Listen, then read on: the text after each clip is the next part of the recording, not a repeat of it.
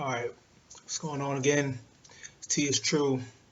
I want to get into my first topic and just let's reflect before we start talking about PS4 and Xbox One in the future. Let's look back at what happened in this generation with the PS3 and the Xbox 360 and the Wii. And I want to start, I'm going to break this up into different videos so I won't be rambling too long in one particular one. But I'm gonna just call this, PS3, 360, Wii, kind of a look back and kind of see, let's talk about who won, or who's winning, right? Because it's still technically not over, right? So who's winning this war, this console war? It's been going on now for about 8 years, right? The longest we've gone without any new systems, and what's going on. So I'm gonna break this down into separate videos in separate categories, right? I'm first going to talk about from a technical standpoint, who's winning or who's better or who proved themselves, right, after 7 8 years. So the hardware, basically, like the hardware and more technical. Then I'm going to talk about like the content and the services, the features, that kind of stuff. And then finally, we'll talk about sales. Looking at it, it's sales across the board and how do we interpret that and who won, right? So let's start by talking with the hardware and the technical. And I'm not going to go into all the specifics about each system. I mean, there's 7, 8 years old. Those of you that want to know, you guys already know what these systems are made of for the most part. And if you don't know by now, you probably don't want to know. So I'll leave it at that. But I'll touch on some things at a high level. Okay. So let's start with the Xbox 360.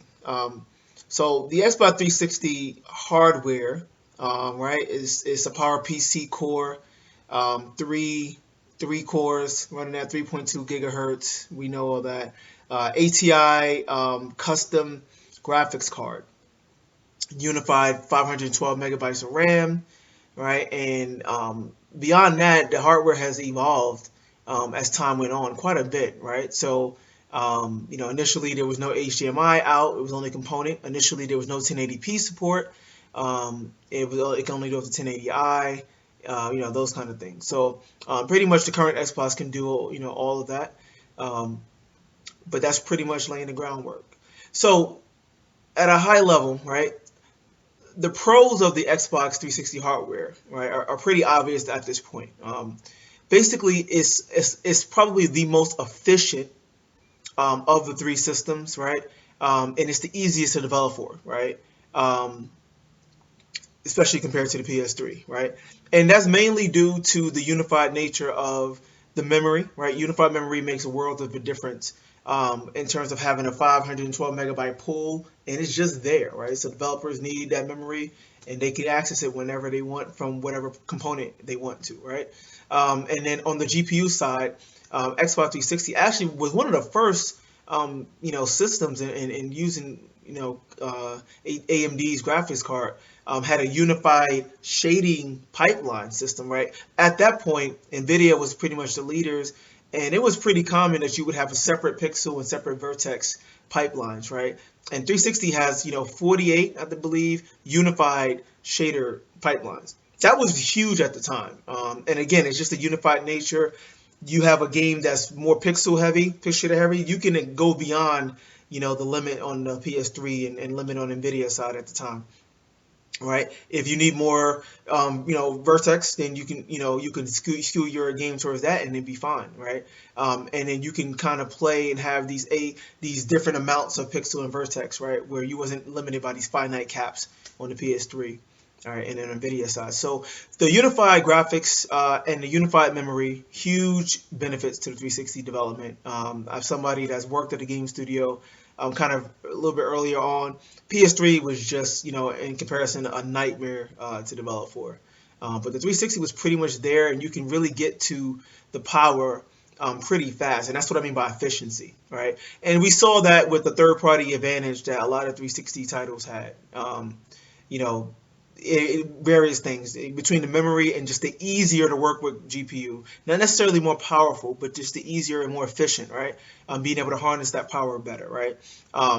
all these multi-platform games, especially earlier on. Call of Duty's always run better. We've seen various games have better texturing, better normal maps, better shadow detail, better anti-aliasing compared to the PS3 version, so forth, right? So, the 360 hardware, has some pretty good pros. On the con side, not a whole lot of con except that it didn't have a whole lot of headroom, right? I think we kind of saw early, within a few years, right? I would say probably around Gears of War 2-ish time, right? About 9-ish or 2010 maybe. We kind of were like, okay, we've seen the best of 360, right? I mean, when you look at, Forza 4 and Gears of War 2 and Halo Reach at the time, right? Bungie's last one. You were like, these look good. They didn't look as good as the best on the PS3. Again, exclusive titles, right? But they look good. But it just you didn't see a whole lot of growth, especially compared to the PS3. If you look at PS3 games in 2006, right, compared to 2012, almost worlds apart, right? The 360 didn't have that big of a gap. And that could be a con when you talk about the life cycle of a system, right, over time. But, it's not a big deal. I mean, again, it looked good. It looked great out the gate. And, people were happy with it, so that's fine, right? But other than that, the hardware of the 360 was pretty good. It didn't have the high headroom that the PS3 had in terms of pure processing power, right, raw processing power. Not having a built-in, HD disc player, you could say that's a con. I would say that's a con in some way, especially earlier on. No Blu-ray support. They tried to add a separate HD DVD drive, and yeah, that didn't go too well, right? So, not coming out the gate with like 1080p HDMI. I mean, at this point, it's kind of forgotten, right? So I wouldn't say it did a whole lot of harm, but basically, they wasn't as future thinking as Sony was initially. But they saw that, based on the competition, based on what Sony had, they wanted to try to get that market too. Kudos to them in the sense that, they built a system that was able to expand in that way, right? Obviously, another big con would be like the whole Red Ring of Death. I'm not, just in terms of, the initial systems, how they were designed from a heat, dissipation standpoint. Microsoft are a software company, they're not a hardware company, and it showed, right? So that was a big issue. But fundamentally, on paper, at a high level, the Xbox 360 hardware was arguably the most, I would say it's pretty clearly the most efficient and overall best balanced hardware that we had this generation, right? And because it came out early, it was also the lead platform for a lot of games, so that also helped, right? So, okay. PS3, I touched on a lot. The cons of the PS3 hardware, again, I would say just that it was, had a ton of headroom in terms of processing power and just had a lot of features out the gate. In fact, they kind of went the opposite route of Microsoft. Microsoft started with less features and added features going forth, and PS3, had a ton of features, probably more than most people, would ever know, more than Sony could even market and get the word out about, and then they actually cut some out, right, to get the price down. But they had a ton of features. The cell, as a pro, right, was no doubt about it, had higher headroom and higher ceiling than what you can do on a Xbox 360. Very difficult to develop for. That would be a con, but we saw the fruits of that labor when we look at games like Killzone, God of War, Uncharted, Last of Us now. Like some of these games just clearly was a step ahead of what you saw on the 360. And are considered the best looking games of this generation. And that's not coincidental. The cell had a lot of processing power. This was painful to get to, right? It wasn't very efficient. And the same thing with the PS3 GPU. Theoretically, on paper, the PS3 GPU has higher, raw specs than the Xbox 360 GPU in terms of, actual shading power, right? How many shading ops per cycle and per second, and this kind of thing.